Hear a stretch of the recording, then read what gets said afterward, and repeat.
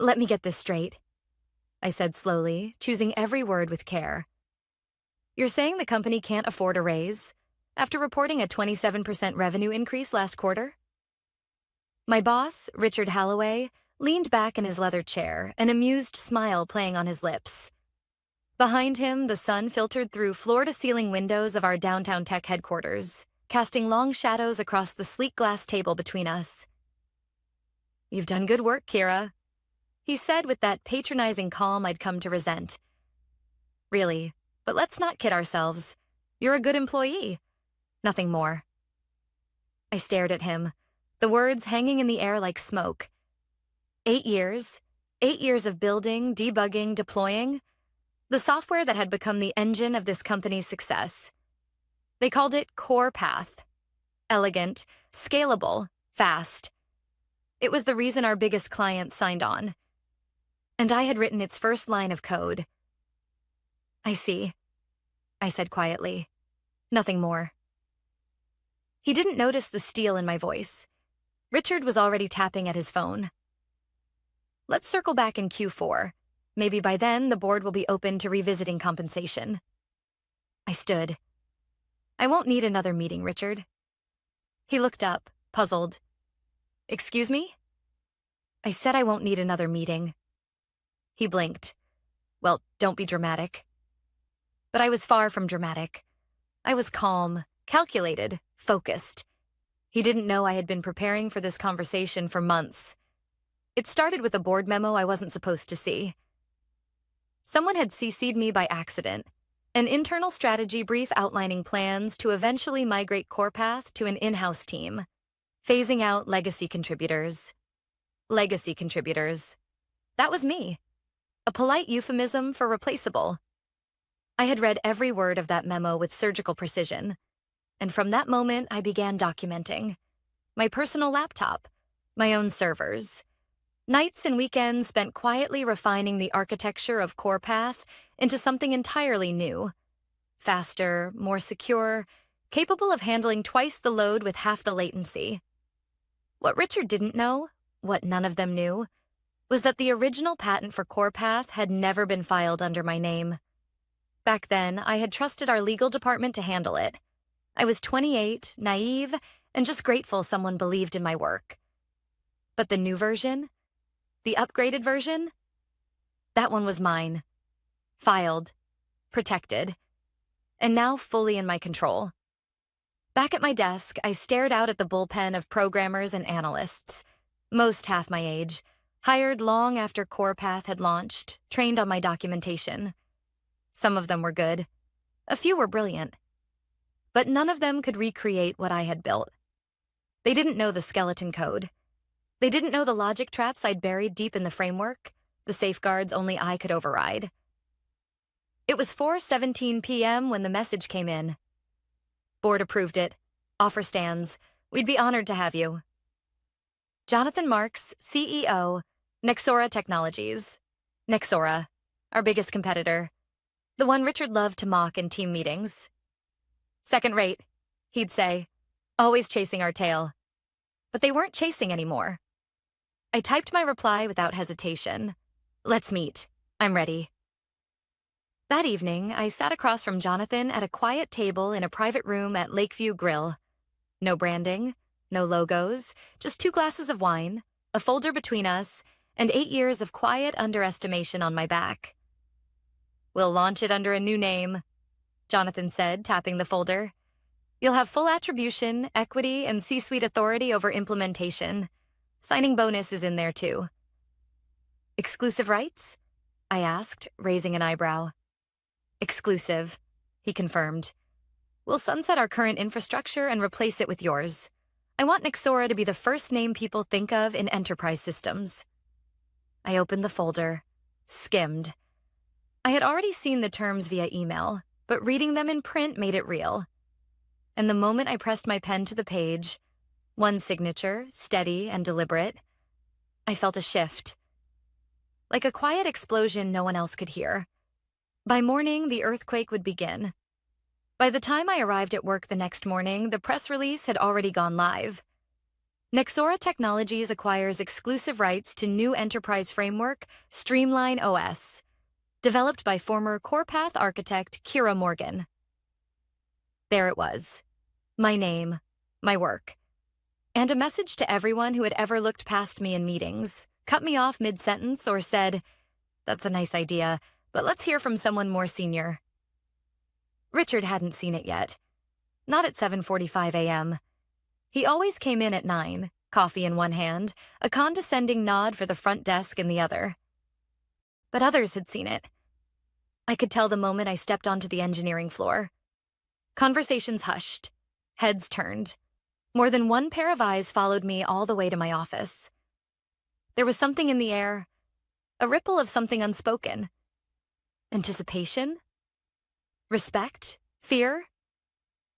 I sat down, opened my laptop, and sipped my coffee in silence. I didn't need to speak.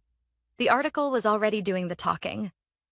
At 9:03 a.m., Richard stormed into my office without knocking, holding his phone in one hand and a printout of the press release in the other. His face was flushed, part anger, part confusion. "What the hell is this?" I looked up calmly. "Good morning." "Don't play games, Kira. Is this real?" I leaned back in my chair, folding my hands in my lap. "Yes, it's real. Nexora has exclusive rights to the new platform. My platform." His voice rose. "You mean our platform? You've been on salary for 8 years. Any code you developed?"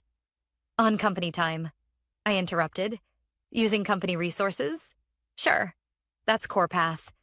This," I tapped the press release, "was developed independently, on my own servers, on my own time. And it's not CorePath. It's better. It's more efficient. It scales faster, it secures better, and it just made your biggest competitor a market leader overnight." He stared at me like I'd slapped him. "You blindsided me." "No, Richard. I asked for a raise. You told me I was nothing more than a good employee. I'm just treating that evaluation with the seriousness it deserves." By noon, the first cracks had begun to show. A client representative from Halberd Financial, one of our largest accounts, emailed support with a simple question. "Is your current platform affected by Nexora's announcement?" Legal scrambled. Marketing called an emergency sync. Richard disappeared into the boardroom with the CTO and came out pale and tight-lipped. I knew what they were figuring out, piece by piece. That the backbone of CorePath, the logic trees, the load balancer algorithms, the adaptive memory caching, was all inspired by my independent work. Work that, until now, they had quietly relied on without truly understanding. What scared them wasn't just the loss of exclusivity. It was the realization that they never really owned the future of their own product. I did. That afternoon, I sent a message to Sarah, the junior developer who had once pulled me aside after a company meeting to say thank you for standing up for her idea when no one else would. "If things get messy, and they will, just know I have your back. Stay professional, stay out of the chaos. But when the time comes, I'll be in a position to offer you something better." She replied within minutes. "I'm ready." At 4:30 p.m., a company-wide email went out. "We are aware of today's industry developments. Please rest assured that our leadership team is reviewing the situation and will provide clarity shortly. In the meantime, continue business as usual." Business as usual. The phrase had never sounded so hollow. A minute later, I received a meeting request. "Richard Halloway invites you to confidential IP discussion, urgent, 5:15 p.m. I didn't decline. I didn't accept. I just closed my laptop, picked up my bag, and walked out. I wasn't going to explain myself twice. Outside, the sun was beginning to dip below the skyline, painting the buildings in gold. I exhaled slowly as I walked to the parking garage. My car, an old silver Civic with a coffee stain on the seat, looked out of place next to the luxury SUVs and corporate-issued sedans. But I didn't mind. Let them laugh. I wouldn't be driving it much longer. As I pulled out into traffic, my phone buzzed. A message from Jonathan at Nexora. The first investor calls came in. Stock jumped 8% today. Our legal team says your documentation is bulletproof. You ready for the next phase? I smiled as the light turned green. I've been ready for years. By Monday morning, the situation at Quantex Solutions had gone from confusion to full-blown panic. Though I'd already submitted my resignation on Friday, I knew the real fallout would start once the stock market opened. And right on cue, the first dip came at 9:14 a.m. A 3% drop in value after the Nexora press release made its way into the inboxes of analysts and investors. By 10 a.m., it was all anyone could talk about. Halberd Financial paused all new implementation of CorePath. Dynatech, another enterprise client, demanded a meeting with Quantex's CTO. And then came the real blow. Triarch Systems, our second biggest customer, requested a comprehensive audit of code ownership and intellectual property associated with the CorePath platform. Translation: they were worried about a lawsuit, or worse, about running illegal code. At 10:47 a.m., I got a text from Sarah, just one word: nuclear. I smiled faintly as I stepped into the elevator at Nexora's headquarters. 10 floors up, I was met by a sleek silver nameplate: Kira Morgan, VP of Advanced Systems. It still didn't feel entirely real. Inside my new office, a vase of white lilies sat on the desk with a handwritten card from Jonathan. Today 1, let's change the industry. By noon, I had 3 missed calls from Quantex, 1 from Richard, 2 from his assistant, all unanswered. I wasn't being petty. I was being strategic. Every call they placed was a reminder that they no longer had control of the narrative, or the future of the software they had built their success on. A 4th call came in, this one from a private number. I let it ring. Moments later, a voicemail appeared. I played it on speaker as I reviewed the latest client acquisition numbers from Nexora's sales team. Kira, this is Victor Patel, Quantex Legal. We need to have a conversation about CorePath.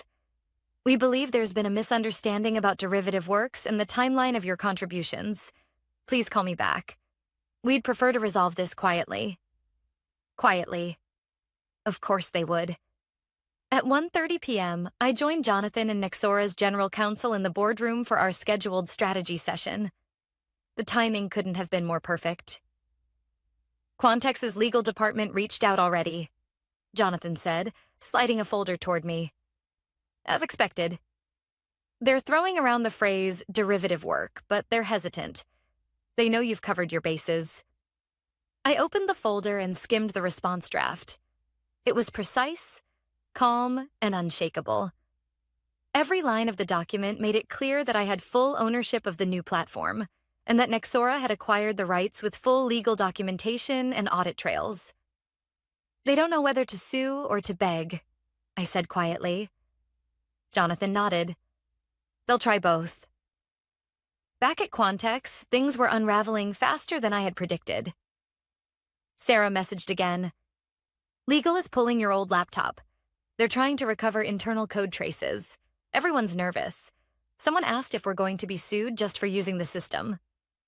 I replied, tell your team not to worry. You've all done nothing wrong. The problem isn't using it. It's trying to own it when you didn't build it. By Tuesday morning, Triarch Systems had officially frozen their contract. A $2.1 million deal, suspended.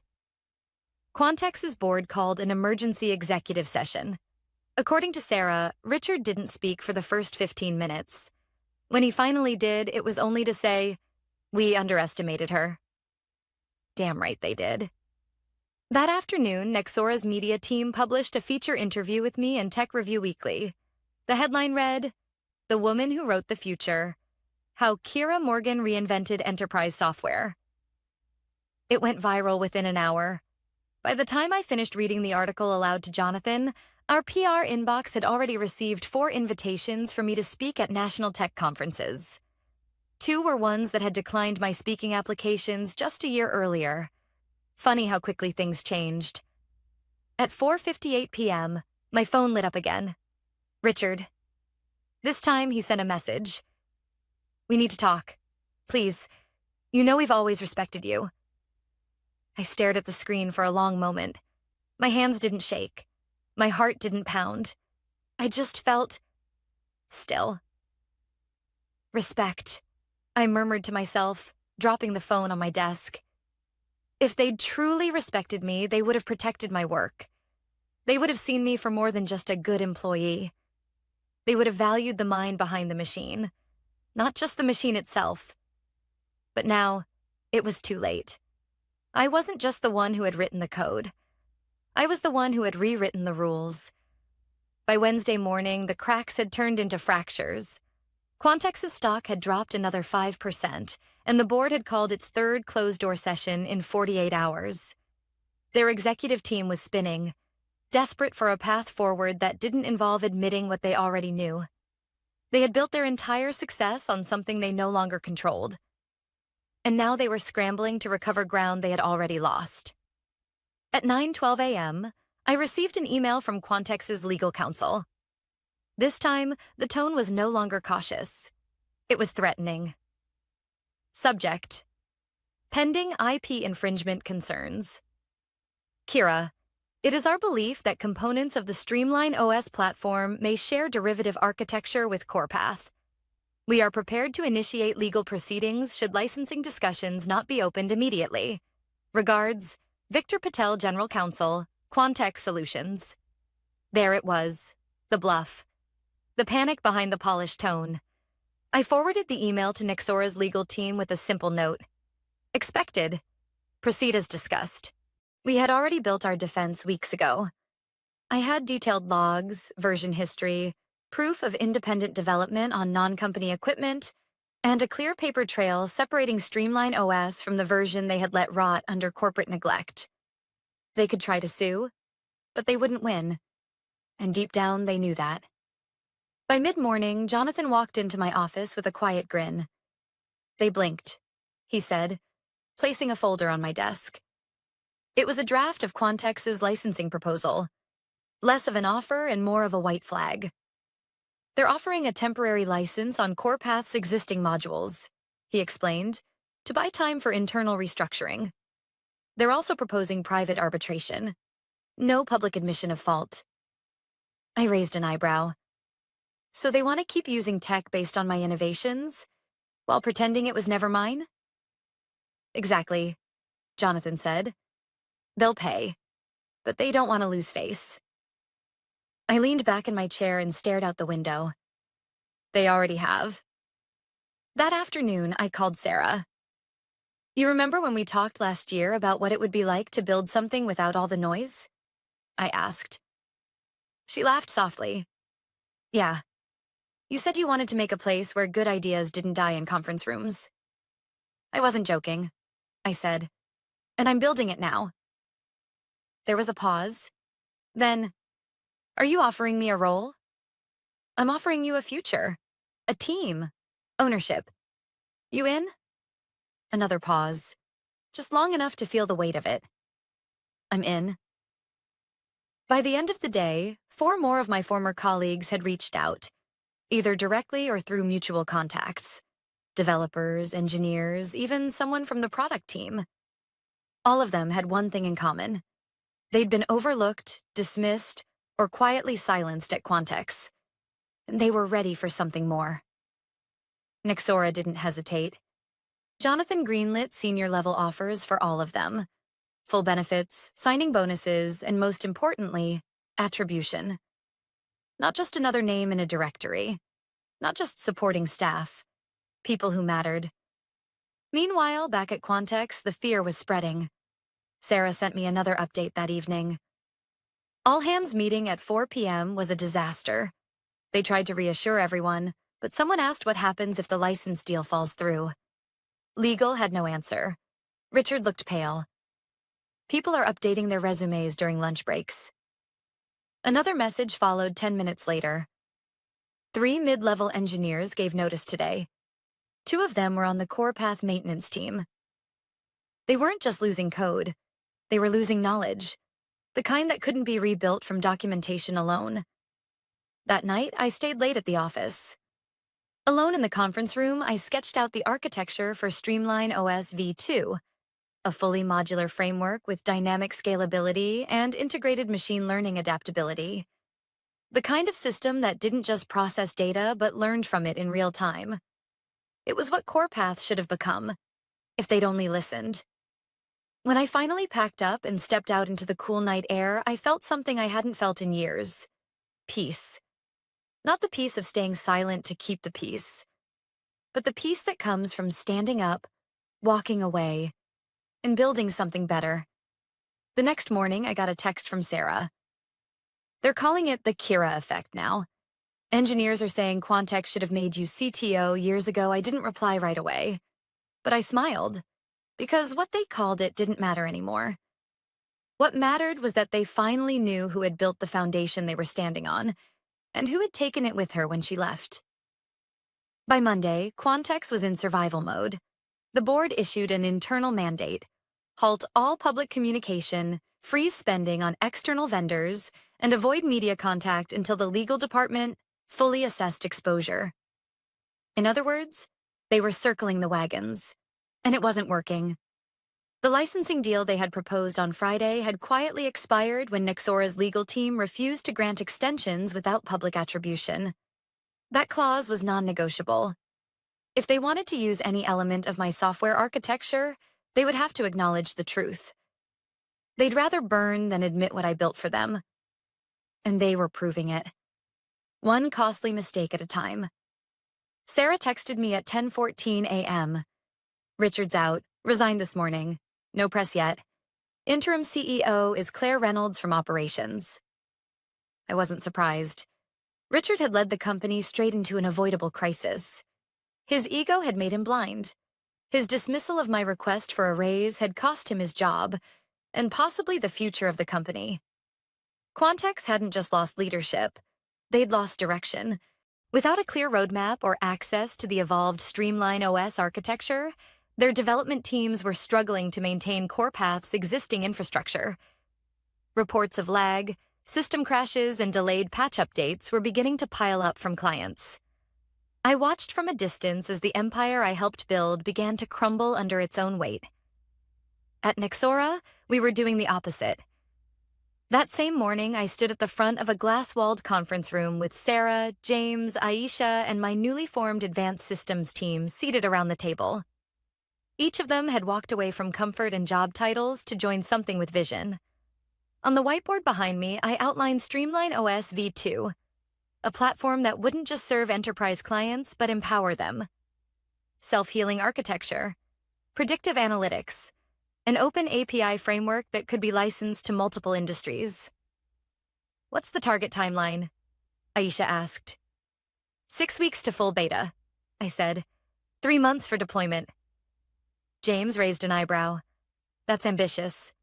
It's aggressive, I corrected, but doable, especially with this team. We hit the ground running. Every day was a sprint. Design reviews, test case iterations, back-end optimization. But it wasn't chaos. It was momentum. For the first time in years, I didn't feel like I had to fight to be heard in my own field. And neither did anyone else in the room. Ideas were met with curiosity, not criticism. Questions were welcomed. Contributions were credited. Nexora didn't just want to use my algorithm, they wanted to build around it. Meanwhile, industry news sites had begun reporting the internal shakeups at Quantex. Rumors swirled, investors whispered, and one headline finally said what so many inside the company had been thinking for years. Quantex built its kingdom on innovation, then pushed the innovator out. By Thursday, the tech blog Inside Engine published a scathing exposé titled The Kira Effect: How a Dismissed Engineer Outmaneuvered a Giant. It detailed my departure, the software dispute, and Nexora's swift rise in the market. And still, Quantex remained silent. They couldn't risk a public rebuttal that might trigger legal exposure. So instead, they stalled. Their silence, ironically, was the loudest confession of all. At 3:42 p.m., Sarah forwarded me a company-wide memo from Quantex's interim CEO.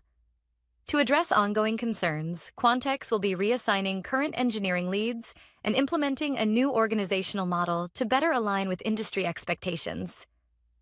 Translation: they were gutting the teams, Again. I sent Sarah a quick reply. You made the right move. She responded with a gif of someone sprinting away from an explosion. I laughed for the first time in weeks. The next day, Nexora's demo of Streamline OS v2 went live. We invited select enterprise partners for a closed session, industry leaders, tech influencers, and 2 former Quantex clients who had quietly reached out asking if we could support their migration. The demo ran seamlessly. When I walked through the adaptive analytics dashboard and showed how the system could adjust in real time to user load changes, the room fell silent. Then came applause. Not polite applause. Real, impressed, we just saw the future applause. As I wrapped up, Jonathan joined me at the front of the room. I think it's safe to say, he said with a proud smile, this changes everything. And it did. Not just because of the software, but because of the people behind it. People who had once been dismissed as support, junior, or not ready. Now they were the architects of something better. That evening, over dinner with the team, Sarah raised her glass. To second chances, she said. I clinked my glass with hers. No, I replied. To finally getting what we always deserved. Exactly 4 weeks after Quantex turned down my request for a raise, I received a certified letter from their legal department. It was the kind of envelope you recognize before it even hits your hand. Thick paper, embossed logo, return address stamped in sharp legal font. But I didn't feel nervous as I opened it. I already knew what was inside. It was an offer to license Streamline OS. This time, the tone was different. Measured, respectful, and far more generous than before. They were finally willing to pay. And more importantly, to publicly acknowledge my role as the original architect behind CorePath's foundation. Their desperation had finally outweighed their pride. That same day, Nexora's stock hit an all-time high after we announced our first 5 enterprise clients had completed successful migrations to Streamline OS v2. The software wasn't just working, it was outperforming everything on the market. What we had built together in just under a month was sending shockwaves through the tech industry. Everyone's watching us now, Jonathan said during our leadership huddle. Quantex thought they could bury innovation. They just gave it a louder microphone. At 2 p.m., I joined a video call with Nexora's legal team to review the licensing proposal. I had no intention of dragging out litigation. We'd already won in every way that mattered. But I wanted one thing written in bold, black ink. Attribution. Not buried in fine print. Not mentioned once in a quarterly memo. A permanent public acknowledgement that I was the creator of the architecture they had built their empire on.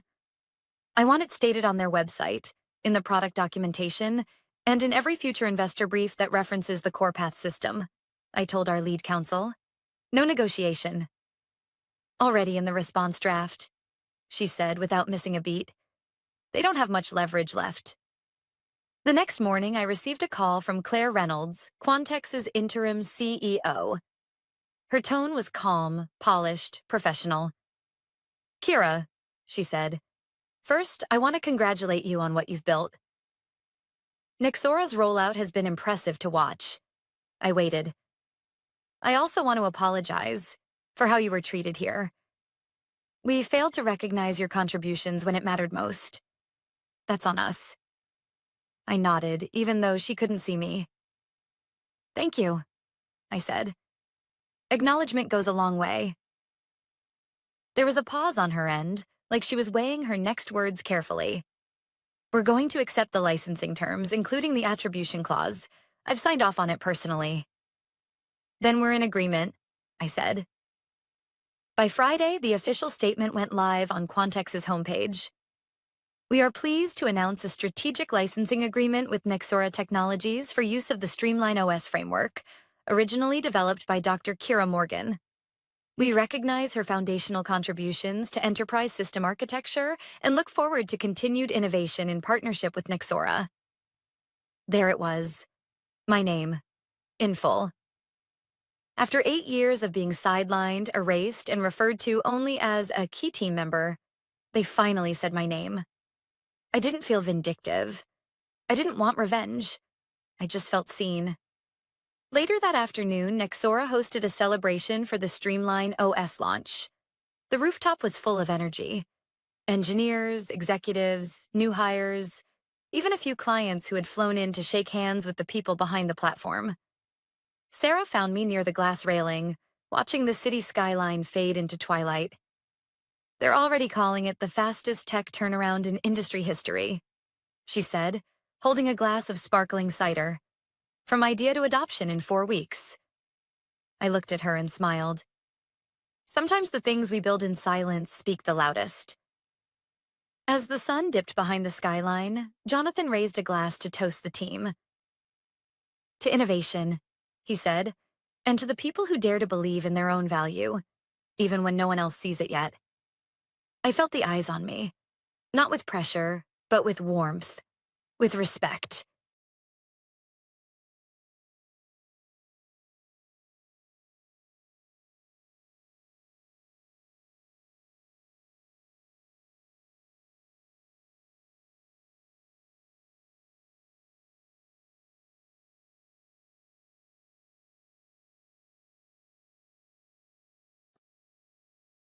"You've hit your ceiling. We're raising the bar." That's what he said, sliding the termination papers across the desk like he was offering me a lunch menu. "My name is Emma Sinclair.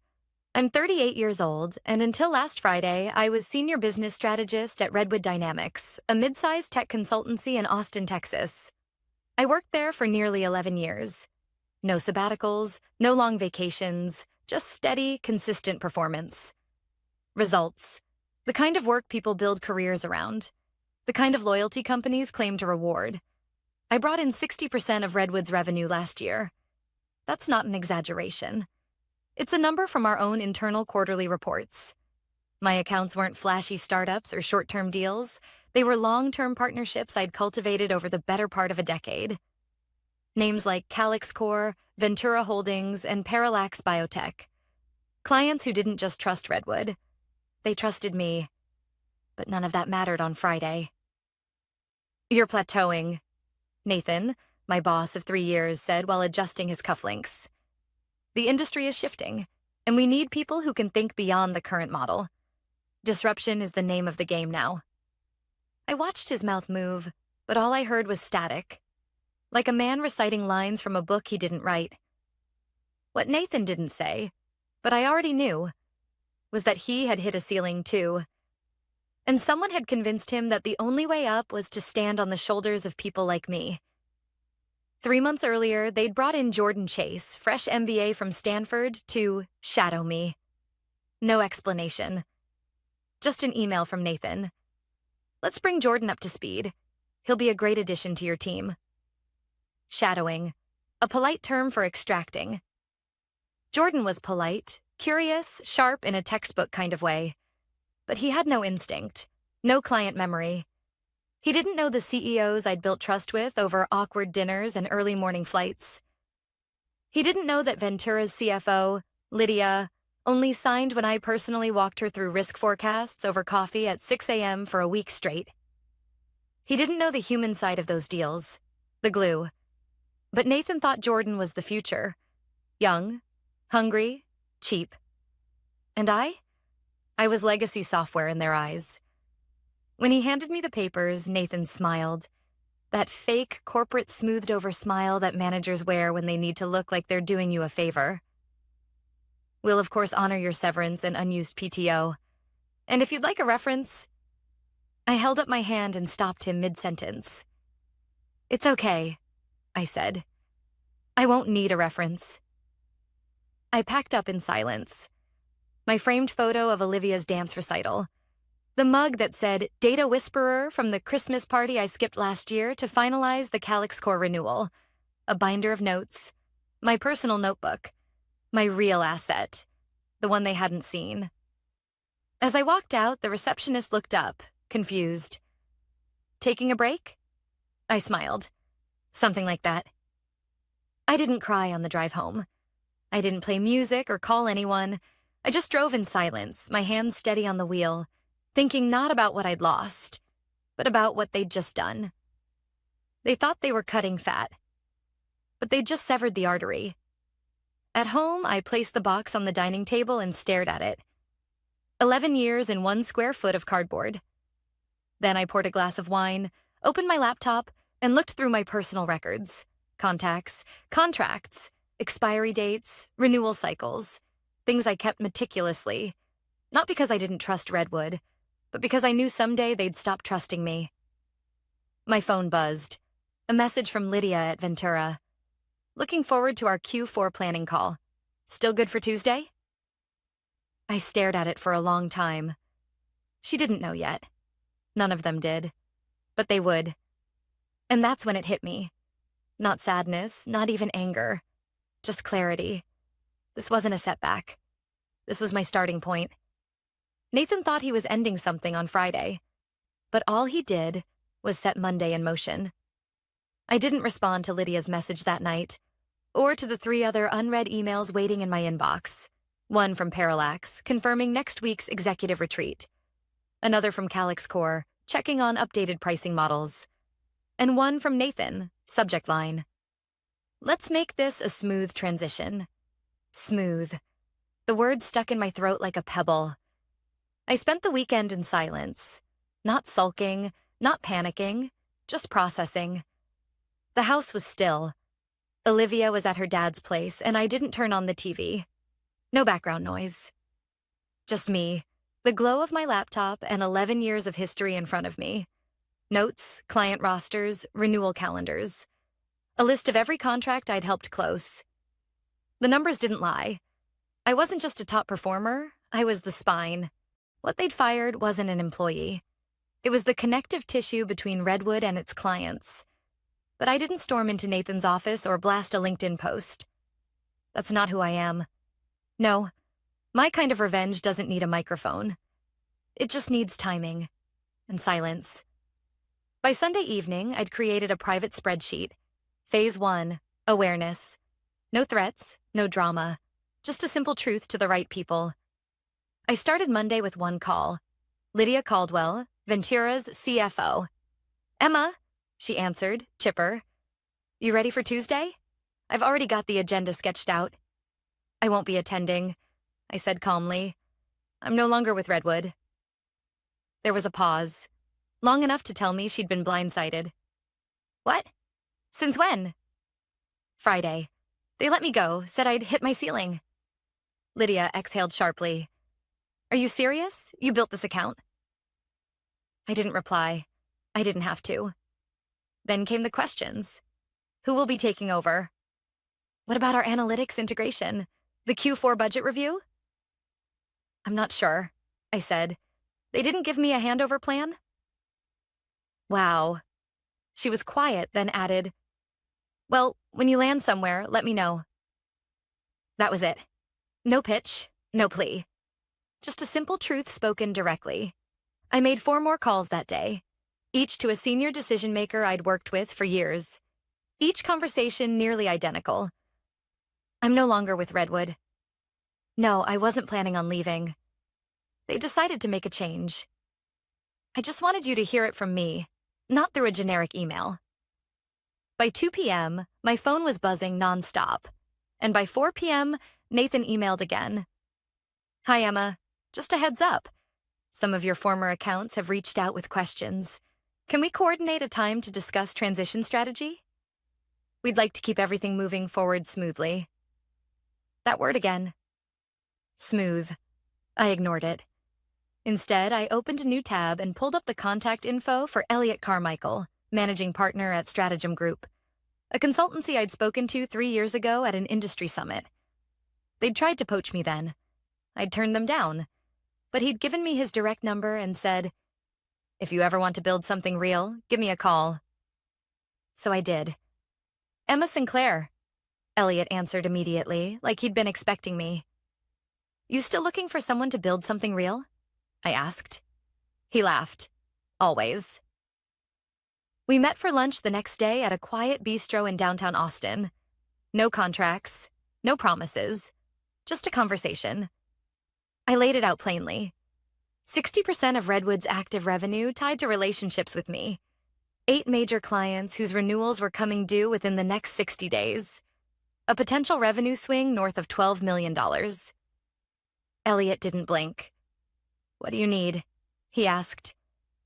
"Autonomy," I said. "Respect, and a seat at the table." "Done," he said without hesitation. By Thursday, I had a signed agreement. Director of Strategic Accounts at Stratagem. Signing bonus, performance-based equity, and most importantly, freedom to reach out. I didn't go scorched earth. That's not my way. Instead, I reached out only to those clients I had personal, long-standing relationships with. The kind that weren't just ink on paper, but built on years of real work. By Friday afternoon, 3 of them had already scheduled meetings with me, off the record, to discuss future alignment. No one screamed. No fireworks. Just the soft, subtle click of shifting loyalties. And back at Redwood, I knew exactly what was happening. The silence after a storm, when leadership starts realizing the numbers aren't adding up. Monday was coming. But this time it wasn't their Monday. It was mine. And it was going to be loud. Monday arrived with overcast skies and the kind of eerie quiet that made the air feel heavy. I didn't set an alarm. I didn't put on a blazer or heels. I sat at my kitchen table in leggings and a soft sweatshirt, sipping coffee from my Revenue Queen mug. One of those office gag gifts that hit a little too close to home. The irony wasn't lost on me. At 8:12 a.m., I got a call from Jared Monroe, Director of Finance at Calyx Corp. "Emma, we've got a bit of a problem," he started, skipping the usual pleasantries.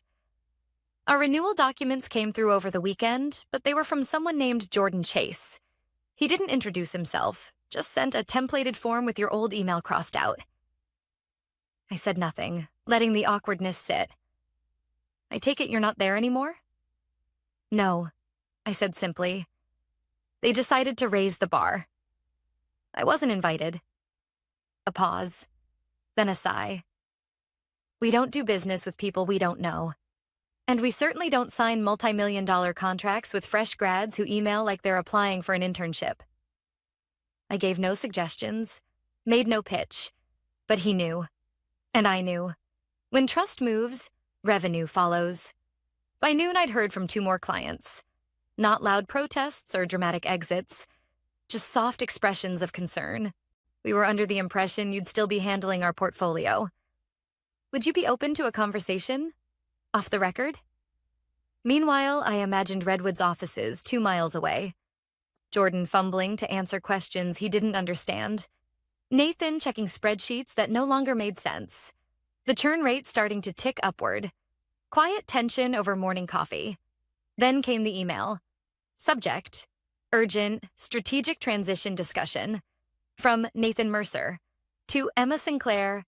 Time 2:17 p.m. Emma. "We've had some client feedback regarding the transition. A few are asking specifically for you, and there's confusion about coverage. We'd like to discuss a potential consulting arrangement to ease the shift. We're open to terms." I didn't respond. Instead, I forwarded it to Elliot, my new boss at Stratagem. His reply was just 4 words. "Let them twist first." At 4:03 p.m., my phone rang again. This time it was Maya Bell, VP at Henderson Logistics, a $3.8 million account I'd brought in 3 years ago. "Emma, I just got off the phone with Redwood," she said, voice tight. "They said you weren't interested in continuing the relationship." I sat up straighter. "That's not true. They terminated me. I didn't leave voluntarily." Silence. Then Maya whispered, "I knew something was off." They sounded nervous, like they were trying to get ahead of something. "They are." Another silence, then a shift in tone. "Can you meet for lunch Wednesday?" I agreed, and she hung up with a quiet, "We should talk numbers." That night, as I stared out the window at the city lights, I realized something had clicked. The weight of being fired, of being deemed no longer enough, was gone. I wasn't angry anymore. I was awake. Because somewhere in a polished boardroom, they were just starting to understand the depth of what they'd lost. And the worst part? They did it to themselves. On paper, it looked like a clean decision. Refresh the team, bring in new energy, cut costs. But the paper didn't carry relationships. It didn't remember the early morning calls or the all-nighters before client deadlines. And paper certainly didn't know that Emma Sinclair's loyalty was never blind. It was earned. At 6:31 p.m., Elliot called. "I just got off the phone with Ventura Holdings," he said. "They asked if you were open to exclusive alignment if they shifted vendors." "And?" I asked. "I said I'd check with my new director of strategic accounts," he replied with a chuckle. "You good with that?" I leaned back in my chair, watching the last glow of daylight fade over the city. "I'm very good with that." We ended the call, and I opened my calendar. 4 off-the-record meetings scheduled this week. 2 in person, 1 over dinner, and 1 at a golf club. A place I hadn't set foot in since I closed the deal that funded Redwood's last expansion.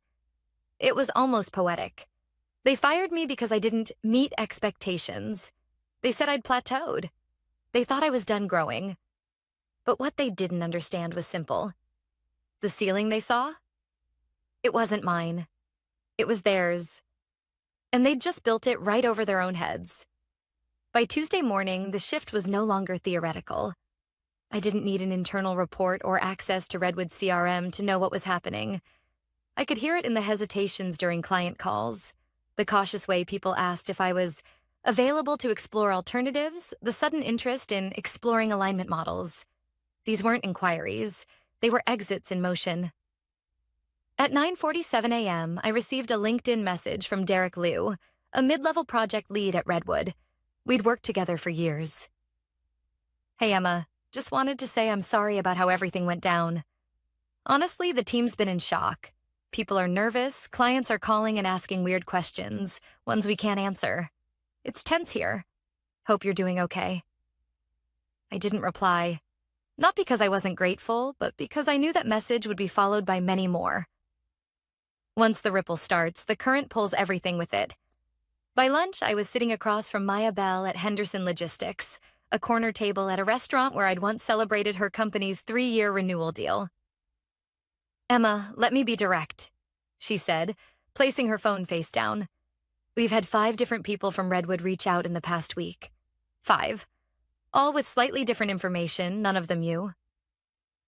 I nodded slowly. "I didn't leave voluntarily. They decided to go in a new direction."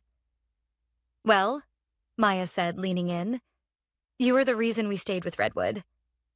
We weren't buying services. We were buying your brain." I didn't smile, but I felt a deep kind of satisfaction. She continued, "So, tell me, what would it take to shift everything over?" I didn't answer immediately. Instead, I reached into my bag and handed her a single-page summary, an outline of what service with stratagem would look like.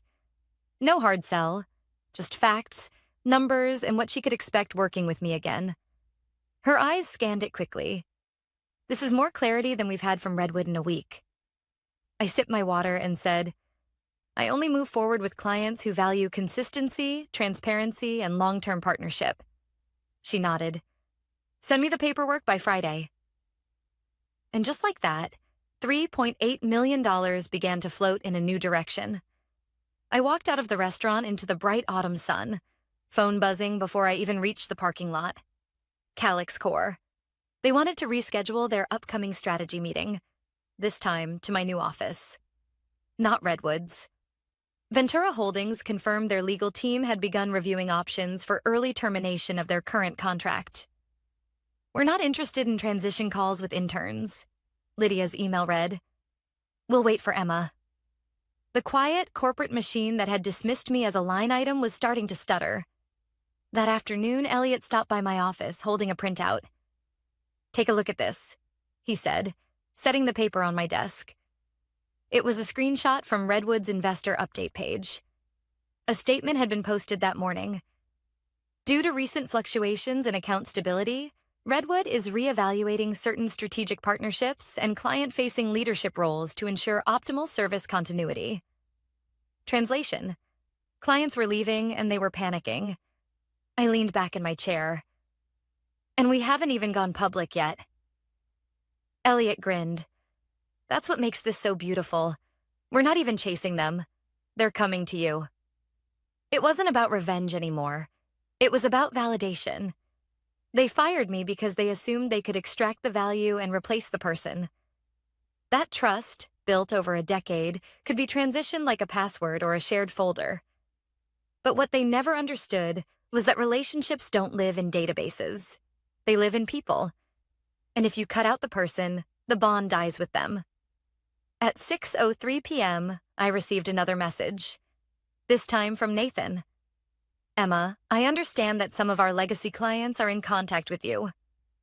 While we respect your new role, I'd ask that you consider the long-standing relationship we've had. Let's find a way to collaborate to protect everyone's interests. I stared at it for a long moment. Protect everyone's interests. That was rich. Coming from the man who'd ended my 11-year tenure with a recycled line about ceilings and raised bars. I didn't respond. Because the truth was, there was no everyone anymore.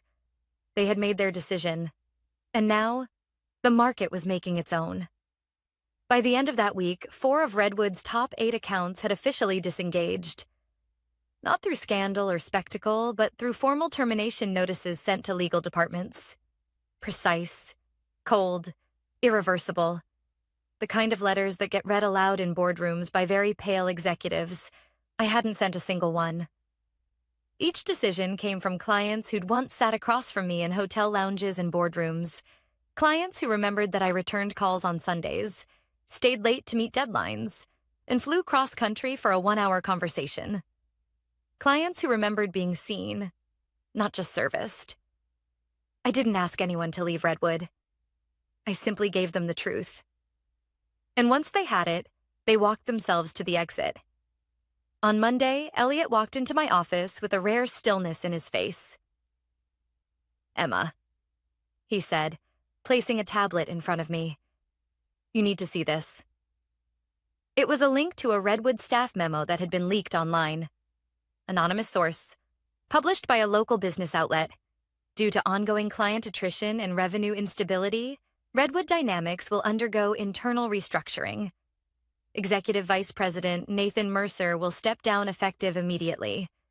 In his place, a transition committee will oversee strategic continuity. I read it twice. Nathan. Gone. He hadn't made it 6 weeks past my termination. I didn't smile.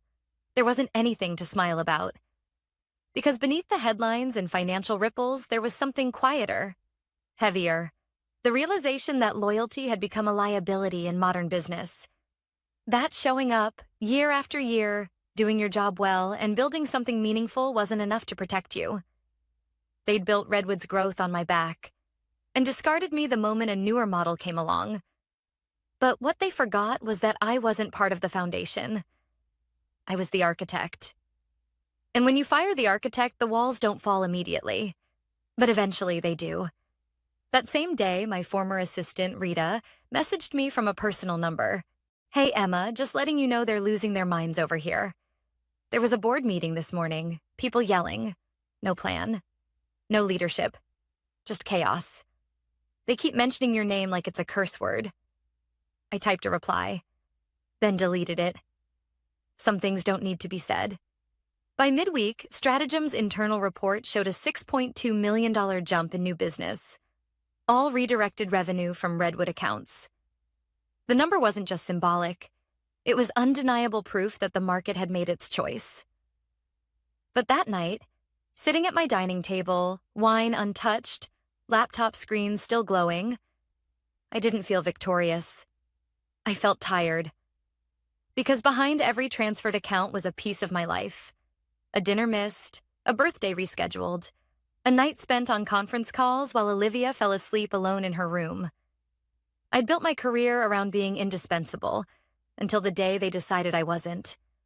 I thought about calling Nathan, not to gloat, not to confront, just to ask him why. Why had he looked me in the eye and told me I'd hit a ceiling when he knew I was the ceiling? But I didn't, because I already knew the answer. He didn't believe in what I'd built, because he hadn't built anything himself. At Stratagem, we began prepping for a regional conference the following week. Elliot wanted me to speak on a panel about sustainable client relationships in volatile markets. He said I was the perfect case study. People will listen to you, he told me, because you're not just a theory, you're a consequence. The phrase stuck with me. A consequence, not a disruptor, not a rebel, just a living, breathing consequence of what happens when leadership forgets that people, not processes, carry value. On Friday, my inbox pinged. Subject: meeting request, personal from Everett Langston CEO, Redwood Dynamics Emma. I realize a lot has transpired in the past month. I'd like to meet, off the record, no legal teams, just a conversation. I believe some apologies are overdue. Name a time and place and I'll be there. I stared at it for a long while. I didn't know what I would say, but I knew one thing for certain. They weren't just trying to stop the bleeding anymore. They were trying to understand where the wound began. And deep down, they already knew. It began the moment they let me walk out quietly. The meeting with Everett Langston was set for Monday morning, 9 a.m., at a neutral cafe just off downtown. Quiet, understated, the kind of place you meet someone when you don't want the world to know you're meeting them. He was already there when I arrived. Dark blazer, no tie, coffee cup untouched in front of him. He stood when I approached, reached to shake my hand. I let him. "Emma," he said, forcing a small smile. "Thank you for coming." I sat across from him calmly, without expression. "You asked for a conversation. Let's talk." He sighed like someone already halfway through defeat. "You were right," he said without preamble. "About the clients, the relationships, the trust. We underestimated it all." I didn't nod. I didn't offer reassurance. I let the silence answer for me. We believed the accounts were tied to the brand, not the person." He shook his head. "It was a miscalculation, a costly one." 11 years, I said finally. That's how long I worked to make those relationships feel seamless. How long I showed up, carried the load, made the clients feel like they were part of something that worked. "I know," he said softly. "Do you?" I asked. "Because if you did, Nathan wouldn't have slid termination papers across my desk and called it raising the bar." Everett swallowed. "Nathan's gone." "That's not the point," I said. "The point is, Redwood built a house on trust, then decided to renovate by removing the foundation." He looked up at me, no defense left in his eyes. "You built something extraordinary. I'm sorry I didn't protect that." I leaned back in my chair, absorbing the weight of what wasn't being said. The board's panic, the financial pressure, the scramble to control a collapse that began the moment I left. "Do you want something from me, Everett?" I asked. He hesitated. "We were hoping, if you'd consider consulting with us, even temporarily, help repair some of the damage, maybe salvage what's left of the big accounts." "No," I said. Not with anger, just finality. Because they weren't asking for me. They were asking for the version of me they discarded. The one who hadn't realized yet how much she was worth. He nodded, almost as if he expected it. I figured, but I had to ask. We sat there for another moment, the clatter of coffee cups around us filling the silence. "I meant what I said," Everett added. "If you ever want to talk outside of business, you have my number." I stood and placed a few dollars on the table for the coffee I hadn't ordered. "I don't need to talk, Everett. I needed to be heard, and it's too late for that now." And with that, I left. Not triumphant, not vengeful, just complete. Because walking away with your head high isn't about proving someone wrong. It's about proving to yourself that you didn't need their approval to be right. Back at Stratagem, things were moving fast. We'd secured 6 new long-term accounts since my arrival. Our division had outperformed Q3 projections by 41%. Elliot had made it official. I would be heading our new national strategy team with equity built in from the ground up. Ownership, voice, respect, not perks, not bonuses, just the foundation of a place that saw people as value, not tools. On Thursday, we held a team lunch to celebrate our new hires. 3 rising strategists, all women, all sharp, all hungry. I watched them laugh over tacos and trading stories from previous roles where their ideas were ignored, their loyalty taken for granted. I pulled one of them aside. Amira, a quick-witted analyst with eyes that saw 10 steps ahead. Just one thing, I told her. Don't ever let them convince you that your ceiling is their measurement of success. The moment they say you've hit your limit, remember, it's probably just theirs you've surpassed. She smiled. Noted. Later that night, I sat on my balcony, wine glass in hand, watching the skyline flicker.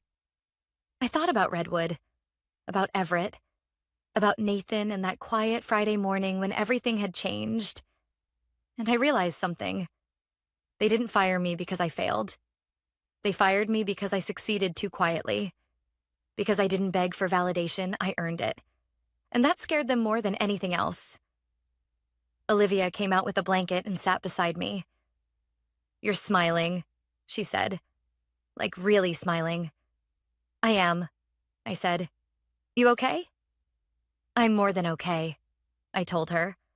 "I finally built something no one can take from me." She leaned her head on my shoulder, and we sat like that until the sky turned from deep blue to black. And for the first time in a long time, I didn't feel like I had to prove anything to anyone. Because success isn't the meetings you attend. It's not the title or the office view. It's the power to walk away and know that what you carry with you is still enough to build an empire.